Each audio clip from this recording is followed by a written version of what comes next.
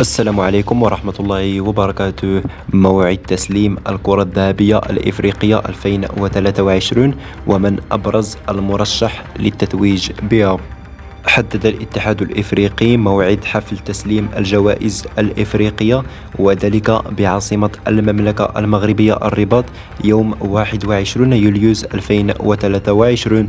وبات الدولي المغربي ياسين بونو حارس مرمى إشبيلية الإسباني الأقرب للفوز بالكرة الذهبية الإفريقية، وذلك بعد تفوقه الكبير عن باقي منافسيه في الموسم الرياضي المنصرم هذا. ويرافق بونو في المنافسة على الجائزة الإفريقية كل من الجزائري رياض محرز الذي حقق الثلاثية رفقة مانشستر سيتي، وأيضا النيجيري فيكتور أوسيمين الفائز بالدوري الإيطالي وهداف نابولي.